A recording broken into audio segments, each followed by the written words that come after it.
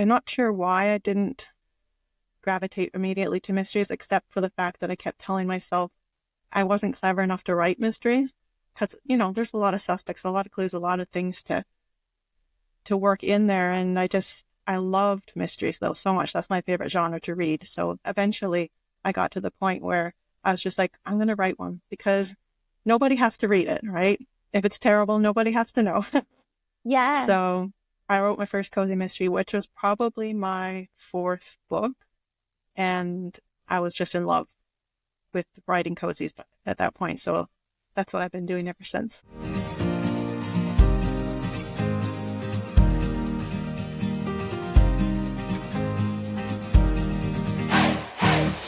Hello, and welcome to So I Wrote a Book, Now What? Where writers chat about writing. My guest today is Sarah Fox. She is the author of one of my very favorite cozy mysteries in the entire world. It's called Wine and Punishment, and it's set in Vermont in fall at a literary pub. It's amazing. If you love fall, if you love literary puns, you need to read this book. I read it every time the leaves start turning. It's time to pick up that book. She also has a new book coming out called Definitely Maybe Not a Detective. That's a romance mystery mashup. And I can't wait to read that one when it comes out. We get into the weeds in this interview. We talk a lot about how she juggles so many writing projects because she has several series that are like continuing on. And yeah, I can't wait for you to hear all about it. Hi, Sarah. Thank you so much for being here. Thanks for having me on your show. So what made you decide to write a book? Well, I started out writing scripts, actually. I created my own TV shows and was writing scripts, and I was really struggling with one. And I thought, well, maybe if I write it as a novel, I'll get to know the characters better and get more in depth, and maybe that will help me solve the problems that I'm having. And so I wrote that book, and once I did that, I just wanted to keep going. I loved it. So after that, I kept writing books. That's so cool. What was your script about? That was a science fiction sort of adventure television show. I started out writing sci-fi and a bit of urban fantasy. I'm not sure why I didn't gravitate immediately to mysteries, except for the fact that I kept telling myself I wasn't clever enough to write mysteries. Because, there's a lot of suspects, a lot of clues, a lot of things to work in there. And I loved mysteries though so much. That's my favorite genre to read. So eventually I got to the point where I was just like, I'm going to write one because nobody has to read it, right? If it's terrible, nobody has to know. Yeah. So I wrote my first cozy mystery, which was probably my fourth book. And I was just in love with writing cozies at that point. So that's what I've been doing ever since. That's so cool. I love cozy mysteries, and that's how I found you, is because I read Wine and Punishment, and I read it every fall. I love Oh, it thank so you. much. Thank you. That's cool. So your first three books then were not cozy mysteries? What were they? Yeah, I had two sci-fi and one urban fantasy, but not published. That was just me learning to write. And I did send one out to agents, but never really got anywhere. And I didn't really feel like I was, I guess, getting it to the point where I wanted it to be. And I didn't really know what was wrong. But when I wrote the cozy mystery, it just felt right. So it was a very different feeling. I felt like, yes, I feel confident in this one. This one, I sent it out. I felt, like I at least had a chance. Whereas with the other ones, I kind of knew nothing was going to happen, but I tried anyways. Right. So when you sit down to write, do you have a set time of day that you do it? Or was it like fitted in wherever you can? Well, at the moment, I definitely have a routine. I like to write in the mornings. My brain just works better in the mornings. Um, so I start my day these days by walking my dog every morning, have some breakfast, and then I sit down to write for a few hours. And so I really try to stick to that. In the afternoons, I'll do some writing, but I find by like 2:30, 3 o'clock, my brain just starts to want to shut down. So then it's easier to do things like social media posts and stuff at that point of the day for me rather than actually drafting. Mm. My brain only works in the morning. I know. In the afternoon, it's Yeah, downhill. I've tried it. Because I love I love the romantic idea of like late night writing. Right. It's not for me. No, me neither. When you wrote your cozy mystery and you felt like it was at a place that you liked at that point, did you send it off to beta readers? Had you revised it a lot, or did you just draft it? How did that? Yeah, I would have drafted it. I'm sure I edited it a few times myself. I had a couple of writer friends read it for me at the time. I probably would have read it at least 3 times myself. That's what I usually do. And then, yeah, I think at least 2, maybe 3 friends read it for me before I sent it out. How did you meet your writer friends? I met them on Twitter back in the good old days of Twitter. So I'm talking like 10, 12, probably about 12 years ago, I sort of made my first writer's account. And I don't know exactly how. It must have been through hashtags or something. I just started following other writers, and some of us just kind of clicked. And a couple of them I'm still in contact with today. Yeah, it was just a really nice, supportive group of people. At that time, there was a write club on Fridays or something, and people would just jump on there and do writing sprints and stuff. So, yeah, that's where I met most of them in that time. More recently, I've met others through Instagram, and one of my good friends, she actually reached out to me after reading one of my books, and that's how we met. And she's also a writer, so. Oh, very cool. So how did you know the cozy mystery was ready to send to the agent? How did you know it was done, or like at least done enough to that point? I guess when I've read a book a few times and I feel like I'm not finding a whole lot of stuff to correct anymore, because at the first couple of times there'll be a lot of things that need fixing. Probably also just input from my friends saying, yes, this is strong enough now, you can send it out. That definitely helps to have an extra set of eyes or two that way. Mm-hmm. Do you outline your novels before you write? Sort of do, yes. I'm kind of in the middle of the sort of plotter pantster spectrum, because I used to try writing without outlining, and I just end up with like disjointed scenes that I try to mash together and it didn't work, or I'd write myself into a corner. So especially with mysteries, I think there's a lot of threads you have to weave in. So I find it a lot easier to have some direction. So I like to work out a lot of the framework. Like, I want to know who the murderer is, who the victim is, why, and then I'll come up with some suspects and their possible motives before I start, because that gives me a direction, but it also leaves me room to be surprised. So I still let the characters surprise me sometimes. And I've been known to change my mind. I'll say this is the murderer, and halfway through I realize, boom, it's not. I want to change my mind. One time, I know I did that with one of the Pancake House mysteries. I was partway through and I was like, no, I actually really like this character. I don't want him to be the killer. So I did change that one. But most of the time I will stick to the murderer that I chose in the beginning. Yeah. I have written a mystery where I didn't know who did it. Did it work out? Add to like the like, oh, anybody could have done it, because in my head anybody could have done it. Yeah. But it's harder to lay clues that way. Yeah, for sure. Yeah. And you have a book that's coming out soon-ish, right? Definitely Maybe Not a Detective. Is that what it's called? Yes. That's my first ever rom-com mystery mashup. And I think it comes out in 2026. I think maybe the first half. I don't have a date yet though, but I'm hoping it's the first quarter of 2026, but we'll see. So I had so much fun writing that book. Just like I was writing, I'm like, is it really even like legal to be paid to have this much fun? I don't know, but it was so much fun. So I'm hoping it will be just as much fun for readers. We'll see. I just sent it to my editor a week or so ago, so we'll see what she says, but hopefully it's not terrible.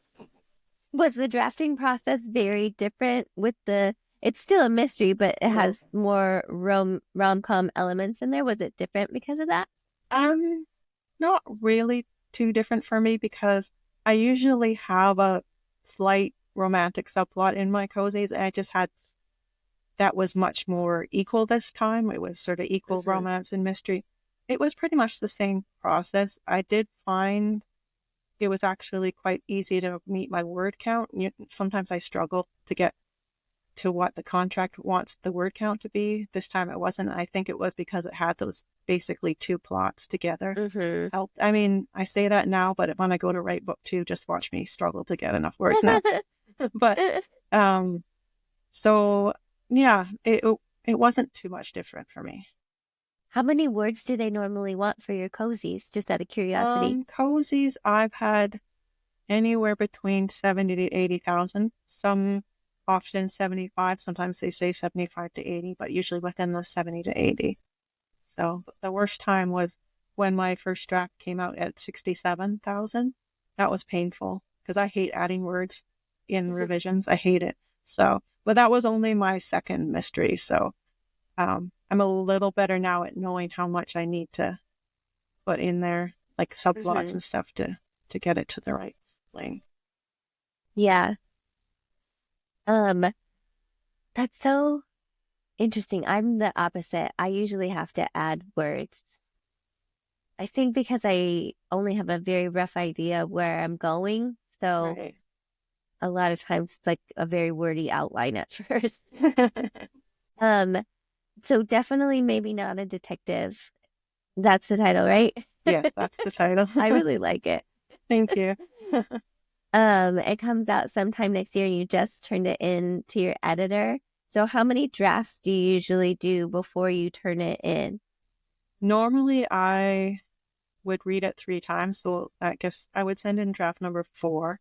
But every time I've worked with an editor in the past, they've read it once and sent it back to me with edits. And then after that, it goes right to the copy editor. This time, my editor said she's going to read it at least twice and send it back to me twice.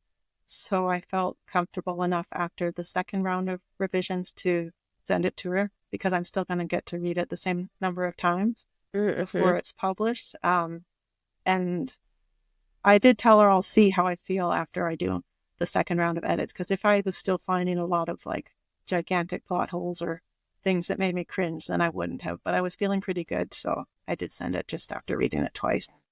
Yeah, and then she'll read it twice this time and then send you back edits. How long does that process usually take? Well, honestly, who knows? Because I've had it. Honestly, it's been the fastest I ever got one back was about 2 weeks, but that only ever happened once. It's been as long as 6 months, but that's a little. What do you do? Do you just write something new? I write something else. Yeah. I don't think it'll be 6 months with this one. That's a little unusual too. So usually, I would say 2 months is pretty average. So she said this time she's gonna read it first for like the general story, the more sort of more big picture thing.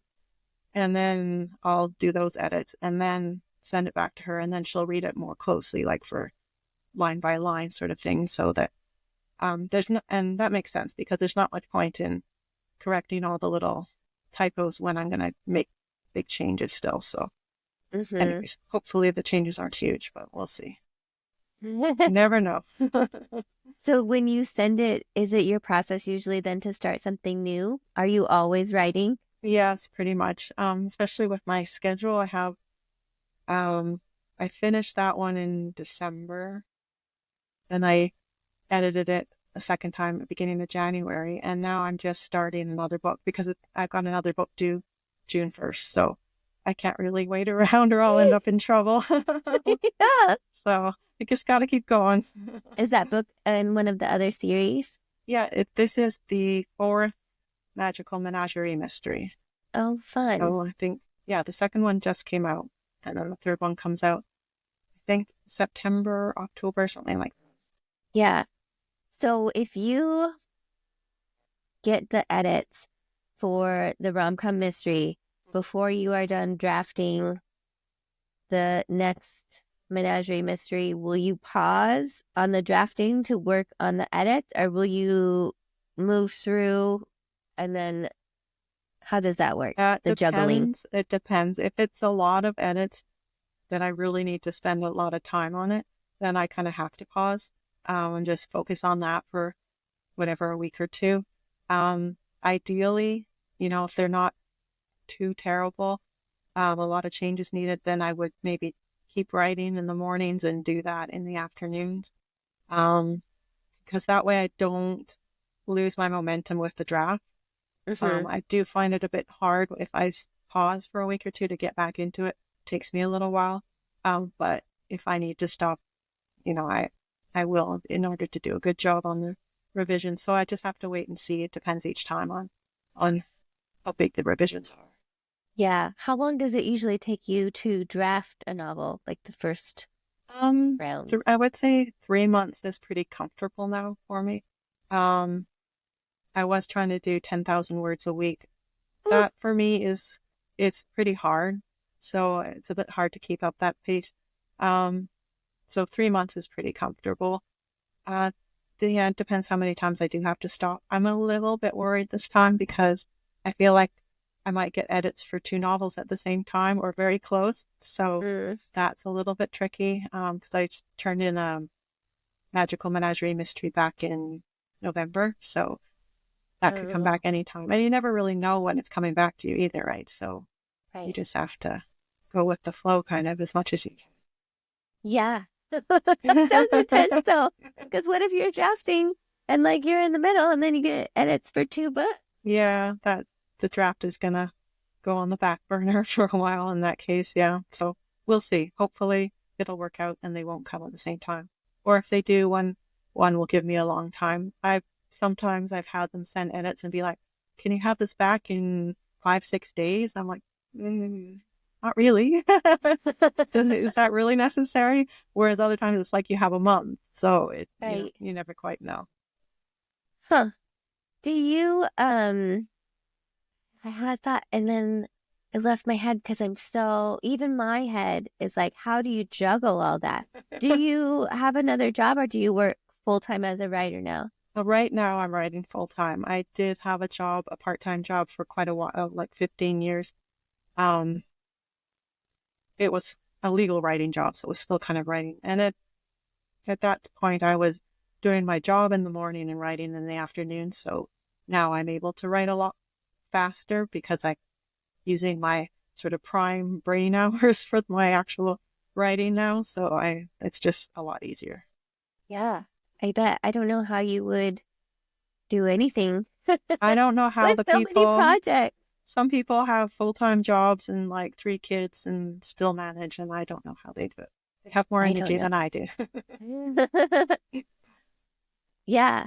So when you queried that cozy mystery novel, did you query it pretty widely or did you have a select few you wanted to send it to? How did that process work for you? I started out, I had a select group that I wanted to start with, like my top ones that I had in mind. And I had one in particular who was my very top choice. And I sent it to, I can't even remember how many I sent it to at the start. I would say at least 3, but probably not more than 4 or 5. And the one I really wanted the most, you never quite know. You have one in mind who's your dream agent, and maybe it turns out someone else is actually better. But I was really hoping because she represented a lot of my favorite cozy mystery authors at the time. And when I first sent it in, she was on vacation, but her assistant did say, no, she'll want to read this. Can you send the manuscript?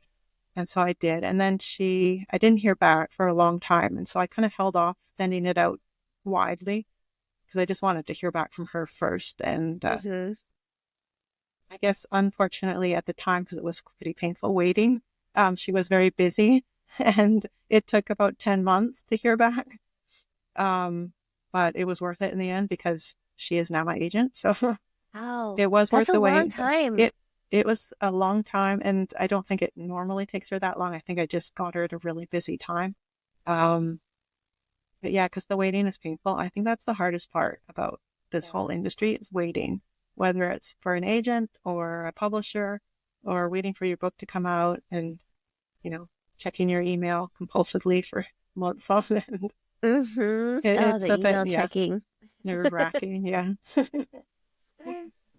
That's amazing, though. During that 10 months, did you send nudges? I did eventually, but not for a long time. I think that I got the full manuscript request from her assistant in August. And then I didn't nudge until the following year, so spring. Mm-hmm. And because I was like, well, if she's never getting back to me, I should be sending it out to other people. So I might as well. I hate nudging though. That's why I held off for so long. I don't like doing that. But so I did just emailed and said, is it still under consideration? And she emailed me back almost right away and was saying, yes, I actually started reading it months ago and I really loved the opening pages, but I had to put it aside because I was so busy. So she said, yes, absolutely. I hope I can read it in the next month or so. And I think it was just another month or two before I heard back when she Yeah, phoned me and I got the phone call and nearly passed out. So, I bet. And how long has she been your agent now? it's going to be, where are we? January. I would say 10.5 years now. Oh, that's so Yeah. amazing.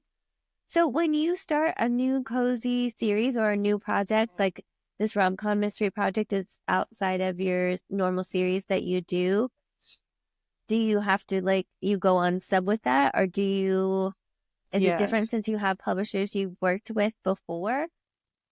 Well, the difference is now that, well, even once I'd had one series published, I don't have to, well, that's not true. I think for the second series, the Pancake Boat Mysteries, I did write the first full novel, I think, before it went on sub. But ever since then, we just do a proposal. So if Mm-hmm. nobody buys it, I don't waste my time writing an entire book. So that's definitely helpful. You usually just have to write a detailed synopsis, um, blurbs for the first 3 books, and then the opening chapters, which I usually write up until the murder. So that's usually 3 or 4 chapters, maybe 5 at the most. So then that goes out and we wait, and, and hope. And wait, Yeah. how do you write a detailed synopsis if you're not a detailed plotter? Yeah. That was definitely I mean, it still is a struggle, I guess, but I'm getting more used to it. Um, I just have to sit there and it takes me a couple of weeks to get it all worked out because there's just so many, like, how does everything fit together? And honestly, when I write the book, it doesn't stick 100% to the Mm-hmm. synopsis because when you start writing, you realize things don't actually fit together like you thought. But nobody's ever cared about that. They just want to see that you can come up with a strong plot and fit all the elements together. So Mm-hmm. nobody's ever said, "Oh no, you didn't stick to your outline or your synopsis." So We're gonna need thank you to goodness. change this. Yeah. Do you use a beat sheet or some kind of some kind of template for your brain when you write that kind of synopsis? Not really. I just sort of go with. I guess I was just sort of I've read so many cozy mysteries that I kind of just know what they should feel like for the most part. Uh-huh. Like something, when we get to the middle part, you need a little something to happen, maybe another murder or whatever to sort of kick the action back up. But I don't really use any sort of template. I just do what feels right mostly. Yeah. Who are some of your favorite cozy mystery authors? One of the ones I've been reading the longest is Sophie Kelly's Magical Cats Mysteries. I also love Jodie Holford, and not just because she's a friend of mine now, but I do love her books. Let's see, what am I reading? Right. Oh, Lynn Cahoon's Tourist Trap mysteries. Love those. There's so many. Of course, my mind goes blank on the spot. But Sorry, I put you on the spot. it's okay. Oh, I know there's a lot by Julianne Lindsay under her different names. Oh, I love her Christmas Tree Farm mysteries under Jacqueline Frost. Yeah, there's so many. I'm just reading right now Lena Gregory's, is it the Coffee and Cream mysteries? I think I'm really enjoying those. So yeah, I've got a huge long list of favorites. If I had Nice. them in front of me, we'd be here all day anyway. So Were there some romance books that inspired you? What made you decide to do the genre mashup? yeah, actually, it's funny because I didn't really read romance before I met Jodie Holford. She was at the time, I think, only a romance writer. She was writing contemporary romance. But when she contacted me, she was working on her first cozy mystery. Her agent had said, why don't you try a cozy mystery? Because some of them have romance and maybe you'll like that. And so she had asked me to read her first cozy, which was Deadly News. And I just loved it off the bat. So we became friends. And so I started reading all her other books, which were romance. And then a few years ago, she sort of turned into the rom-com subgenre. And that was basically my introduction to rom-coms. I just had never really read them before. I found them a lot of fun, and I just felt like the two would go together so well. And I hadn't ever read a rom-com mystery mashup, and this was before things like Finlay Donovan had come out. That I got in my head, I really want to do something just funnier than my usual cozy mysteries, and just, I don't know, just a lot of fun. And it took me a long time to come up with an idea for one. So I wanted to write one probably at least a couple of years before I actually was able to come up with an idea. And it took me a while to come up with the right idea. I had several that I discarded and back and forth with my agent until I finally sort of hit on the right idea. Very cool. Well, I think in Wine and Punishment, that romance in that whole series is so strong that when I saw that come out, I was like, oh, yep, that tracks. Okay, good. I'm glad. I'm so excited. And the story sounds really fun too, with the, like, she lives in the kind of old folks home. Yeah, the seniors complex where they were low on tenants, so they were desperate. So she's like, I think there's about 2 tenants under the age of 50. So yeah. Oh, that sounds so fun. Do you ever feel stuck in your writing? Yeah, there are times for sure when I get stuck. I was feeling stuck just last week. Not with my novel, but I was working on a screenplay and for a mentorship group that I'm in, and I was just feeling very stuck. I wrote and rewrote the just a little summary so many times, and I was ready to tear my hair out, and it was just driving me nuts. Don't have it usually as bad with my books, but sometimes I do, and I just have to sometimes it helps to step away, go for a walk or whatever. Sometimes ideas will pop into my head then out of the blue when I'm away from it. But a lot of the time I just have to sit down and just throw ideas down, as dumb as they might be, and just keep throwing idea, and see if any of them will work, and just sort of get through the wall. Sometimes you just have to go right through it.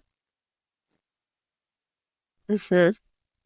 Yeah, usually I find writing through it is the only thing that gets me unstuck. Unfortunately. Yeah, I know, right? I have friends that are just like, take a walk and all the answers come to you. And I'm like, I take a walk and I'm like, I'm still stuck in the same place. When you sit down in the morning and you draft after you've walked your dogs, do you sit in the same place every day? Do you have yeah, usually I do.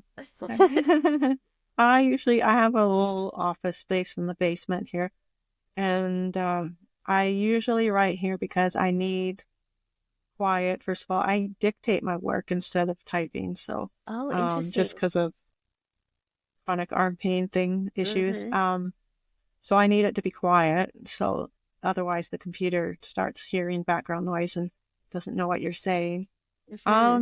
Sometimes I have been known to work elsewhere, and sometimes it's nice to work by a nice big window, rather than in the basement. But I used to have the dictation software on my laptop as well, but then my laptop kicked the bucket, and when I replaced it, it was going to cost me a lot of money to put the dictation program on that as well, because the price had gone up a lot. So it was going to be like $1,000 or something.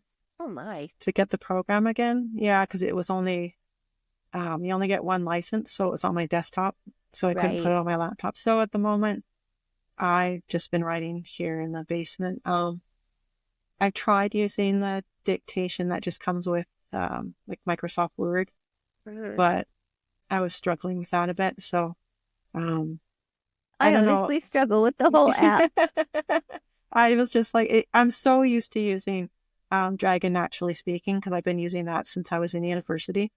And I know how to dictate, like all the punctuation and stuff. And that just was not working in Microsoft Word. It was not doing any punctuation. So I don't know if there's a secret to it, but it was just too much of a pain. So I've been sticking to my desktop lately. So how are you doing it then? Doing the dictation? The dictation. Yeah, I just, with Dragon Naturally Speaking, you just speak did you get it for your new laptop? Oh, I got it on my desktop. I've had it on my desktop for a while, like when it wasn't as expensive. Well, maybe it wasn't as expensive because I kept updating an older version and you get a better deal. I don't know. But when I wanted to get it on a whole new computer, it was going to be very expensive. Oh, yeah. I see. So you went back to the old computer that had it on there? Yeah, I'm on my desktop most of the time instead. That makes sense. Yeah, I don't know any of the word tricks. I have a hard time getting it to load such a big file. Like, it just clinks and clunks at me. I don't know. Yeah, it's definitely, a big saver for me, because if I do type more than a few paragraphs, I do get quite a bit of pain. So I just wouldn't be able to be writing novels like I am without it. So, yeah. When you revise, then do you use that too? I will I'll input changes with typing, because I can do that without a problem, really. And my first round of edits, I actually print out the manuscript. I feel like on paper, I see it differently, I guess. So the first round I do on paper, and then after that I edit I'll read it off my Kindle and then just input the changes into the computer. It just saves my eyes with the matte screen on the Kindle. Staring at the computer all day is hard. So definitely saves me some headaches by reading on paper or my Kindle. Yeah, I like seeing it on the Kindle too. It also looks like a real book. Yeah, once you put it on the Kindle, so it kind of shifts your perspective of it. I think you do see it differently. The paper and the Kindle definitely gives you sort of, I don't know, it's just a different view. I think it does make a difference. Some people, I think, do that like by changing their font, but I can't change my font. Yeah, I know. That sounds not right to me. No, I know what you mean. It I don't know, it changes the whole feel of the book sometimes. So I've actually had a time when I was trying to write a book and I was really struggling. I ended up changing the font, and that helped me, putting it in a strange font just for a couple of days. So I don't know, it does something to your brain. It does. Font, yeah. Sometimes when I start a book, I'll start it in Arial, because Arial feels very low stakes to me. Yeah. But then once I start revising it, it has to go in Times New Roman. Because that's like real book. Yeah. Like, this is getting serious. But other than those two, I can't. Like, someone suggested to me once, put it in Comic Sans and see how it works. And I was like, no, I'm not going to do that. Just wrong. Yeah, it is just wrong. How can you read more than 2 sentences of Comic Sans? Yeah. It's not possible. Did you always know that you wanted to be traditionally published? Yes, I did. For me, I'm not marketing and stuff. That's not my thing. My brain just isn't really good with that stuff. And if I had written my first book and self-published it, I mean, I would have been lucky to sell like 10 copies. So some people, they understand marketing, they know they have a plan, they want the freedom. I really wanted and needed the guidance, I think, of having a team of professionals around me to help me. And that was definitely good for me. I just self-published for the first time in the fall, my third True Confections mystery, because it didn't get picked up again by the publisher. And, that was definitely a learning curve. And I would do it again. I'm planning to do it again for that series, but it's a lot of work, like a lot of work that's not writing. So that's the nice thing about traditional publishing is you can just focus on the writing and everything else basically gets taken care of for you. So for me, that was a really good thing. And that was something I definitely needed in the beginning for sure. Mm-hmm. When you decided to self-publish that book, did you have to have a conversation with your agent about that? Because how does that work? Well, I did ask her to make sure I could, but I knew that my contracts always have what they call them. Of course, I know the phrase, and of course, it flies out of my head when I need it. I mean, I even went to law school, so I knew this phrase, no problem. Right of first refusal. That's what I'm looking for. Okay, so if the contract is for 2 books, then if you want to have a third one, you have to pitch it to them first before you take it to anyone else, and they have to turn it down before you can go elsewhere or self-publish. So that's what all my contracts have had. I know I hear about other writers having to wait years to get their rights back for a series before they can continue it on their own. That's just not how my contracts have worked, thankfully. So once they turn down book number 3 and say, no, we're not going to do that series anymore, then I'm free to do whatever I want with it. Mm-hmm. But I did run it by my agent, and she was like, no, sure, your readers will like it if you continue it. So, just went ahead and did it. And I'm really glad I did. I love that series. I was not ready to let it go. Yeah. And so I've really appreciated the response I've had so far from readers who've been picking it up and continuing the series and asking for more. So that's been really nice. How did you learn how to do everything? Yeah, that's a good question. It's a lot. I have friends who self-published, fortunately. So I had one who recommended the software for formatting. Then I used Atticus, and it took a little bit of trial and error to learn that, but it was pretty easy, for the most part. I was actually really lucky. I was able to track down the cover designer who did the covers for the first 2 books, and she had a website, so I found her email and just asked her, do you do freelance? And she said, yep. So I worked with her on the cover, which was awesome. Really important to make it look the same as the first 2. And I could I love the covers so much for that series. So I was so glad that it was the same quality, because she's just really talented, and she took my ideas for the book, and I sent her like reference photos, and she came up with these really great 2 different ones for me to choose from. So that was really, really cool. So I'm so happy that I got one of her covers again. Yeah, that's awesome. How did you figure out did you put it on all the platforms yourself? Yeah, that was okay. Yeah, that was really fun, but not really. not fun. I found Amazon quite easy. That was pretty straightforward. I really struggled with Ingram Spark. Put it here. Yeah. I can't remember what it was that was wrong. It was telling me that I had the wrong files, or I don't know. It took a lot of trial and error and frantically looking up message boards on Google.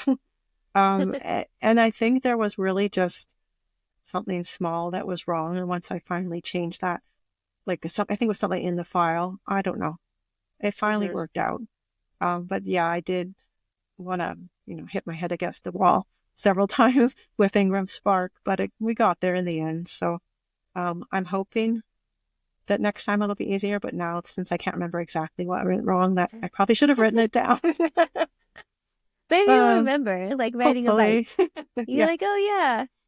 So it should be available. I don't know if it's available everywhere, but I think it's Amazon and Barnes and Noble, and in Canada here, Chapters Indigo has it online. So I think I got it most places. I'm not sure if it's on Apple. I never quite figured that out, but at that point I was just like, it is or it isn't. I've done what I can do to the best of my ability. Well, that's fascinating. So that's like a brand new adventure. Yeah. You're going to pursue it for that series, but do you think you would pursue it for future endeavors, or do you prefer a little help? I think I do like having the help. I do want to stick with traditional publishing, but there are definitely stories, that, I'm told, oh, there's no market for that idea or whatever, but I really enjoy it. Then I might self-publish in the future. The only thing is right now, which I'm struggling with for even with the True Confections series, is when do I have the time? It's partly like, when can I write the next book? Like, there's going to be quite a gap between number 3 and number 4, unfortunately, because I don't have time to write it right now. But then there's also the trick of, when am I allowed to publish it? Because sometimes my contracts have restrictions on when I can publish other things. Oh, interesting. So they might be like, you can't publish anything else within 3 months of this book coming out, or you can't publish anything else until all the books under this contract are out. So there's always that sort of, I don't know, it's always like a little puzzle trying to figure out when you can fit things in. And at the moment, I don't really have a spot when I would even be allowed to publish it. So hopefully by the time I get around to writing it, I will. But so there's just a lot of consideration. So do your other publishers, because the Menagerie series and the mystery rom-com, those are different publishers, right? Yes, they are. So do they have to work with each other then about which book comes out? Yeah. So I don't know if they talk to each other at all. I don't think they do. Is it your agent that does that? Yeah, I think if they had two dates that were too close to each other, then my agent would alert them to that. But what happened was, because when I got the contract for Definitely Maybe Not a Detective, I already had a contract for the 3rd and 4th Magical Menagerie Mysteries. They had to word the contract, so it was basically like, I can't publish other things other than the ones I already have under contract with Severn House, right? So they had to sort of write the contract in a way that allowed me to, that didn't clash with my other contract. Right. Okay, that makes sense. Yeah. Fascinating. I had no idea that those were, I mean, it makes sense, but yeah, I didn't know until it happened either. No. So I was like, oh, okay. Didn't know this was a thing, but it is. Fascinating. And not all of my contracts have had that. It's just some of them. So. Yeah. Huh. You mentioned that you do a screenwriting mentorship program. Yeah, I just, something I signed up for just this, started just last week. So I did go back to screenwriting a bit, because that's how I started out writing. Never even pitched anything though. And then I started watching Hallmark movies a few years ago, and I was just loving them. I was like, I really want to write one of these. So yes, I started writing one a few years ago. And then I was like, I have no idea what you do with this. Like, how do you even contact producers when everyone tells you don't email them, don't contact them? And so I took this class online. It was called Holiday Extravaganza. It's a school called Summiteers, or Story Summit. That's the name of the school. And they offer a lot of Zoom classes. And they did this Holiday Extravaganza one. It was all about how to write Hallmark Christmas movies. And it was so much fun. And one of the instructors was Joni Kane, who wrote the very first Hallmark movie. And she's written a gazillion since then, for all different networks. And she was doing mentorships through Story Summit for a while. They have small group mentorships for all different types of writing, but she was doing the sort of like holiday screenwriting. And I was like, oh, I really want to. But every time I tried, it was already full. Like, her class would fill up so fast. And they usually had them listed, like they would list the fall class in like, I don't know, March. So it would be full like 6 months ahead. And in December, I got an email, like the newsletter from Story Summit, and they're like, oh, we have 2 new groups opening up, and one's Joni Kane. And I was like, okay, I clicked on it as fast as I could. I was like, no, I was going to fill up like in a day or two. So I just like, I'm applying right now, drop everything else, I'm applying. And so I did that. And yeah, and so I just started last week. We had our first Zoom class. There's just 5 of us in the class with Joni. So I've been 1 week so far and I've learned so much already from her. So fun. It's so much fun. Yeah. I'm so excited. I want to watch your Hallmark movie. I I hope you get a chance. I hope I get one produced. That would be so amazing. Because I had also Netflix has been making a lot of Hallmark-esque movies. Yeah, they've got on that train now too. And they're delightful. I watch all of them. Yeah. So I had one that it was already the first one I wrote. I did start pitching it because when I took that class, they told you how to pitch it to producers. And through that one producer was like, oh, do you have any other stories, any other scripts in the works? I was like, well, I just started this other one. And she really liked that one. So I worked with her to write and rewrite that one, which I also learned a lot from that, like so much. And I had a shopping agreement with her. And she did pitch it to a couple of networks, and we didn't get any bites, and the agreement expired. So I was like, oh, back to square one. Yeah. But I did learn a lot. So now I'm hoping by learning from Joni and getting, even better at it, that hopefully next time I can go beyond a shopping agreement and get an option agreement. Yeah. That's the dream, to get it produced. That's so exciting. What is the difference in your brain space of writing a screenplay from writing a book? Yeah, so screenplay, you want to basically not write a lot of description. You want a lot of white space on the page, but you also want to provide enough description that when someone's reading it, they get pulled into the story. But you also don't want people to feel like you're doing their job. You don't want the director to think you're stepping on their toes. You don't want the actor to think you're telling them every little thing to do. So that is definitely different. In the book, you can be as descriptive as you want. You can have internal thoughts, and there's none of that. I find it quite refreshing. It's a lot. You can write like 10 pages of a script way faster than 10 pages of a novel because there's hardly any words on the page.